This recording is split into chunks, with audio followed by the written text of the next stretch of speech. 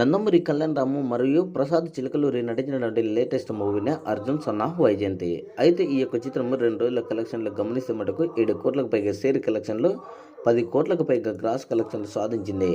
అయితే మూడవ రోజు కూడా ఈ యొక్క చిత్రము మినిమం హోల్డింగ్ చూపెడితే మటుకు బాక్స్ ఆఫీస్ దగ్గర ఈ యొక్క చిత్రము బ్రేక్ ఈవెన్ అందుకునే అవకాశం ఎంతైనా ఉంది అనేది గమనించుకోవచ్చు.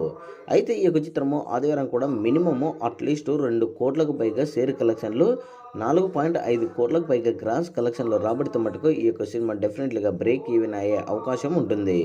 అయితే ఈ సినిమాకు స్పష్టంగా చెప్పొచ్చు ఐపీఎల్ ఎఫెక్ట్ స్పష్టంగా కనబడుతుంది. ఎందుకంటే ఈవినింగ్ అండ్ మరియు 3 గంటలకు ఉన్నటువంటి ఐపీఎల్ ఎఫెక్ట్ వల్ల థియేటర్లు కొంచెం ఖాళీగా కనపడ్డాయి అనేది మనము స్పష్టంగా గమనించుకోవచ్చు. అయితే డెఫినెట్లీగా ఆదివారము కలెక్షన్లు పుంజుకునే అవకాశం ఉంది అనేది మనకు స్పష్టంగా తెలుస్తుంది. మరి మూడవ రోజు మటుకు డెఫినెట్లీగా ఆ యొక్క కలెక్షన్లు మటుకు రీచ్ అయితే మటుకు డెఫినెట్లీగా 10 కోట్లకు పైగా షేర్ కలెక్షన్లు సాధించిన చిత్రంగా అర్జున్ సన్ ఆఫ్ వైజయంతి నిలుస్తుంది.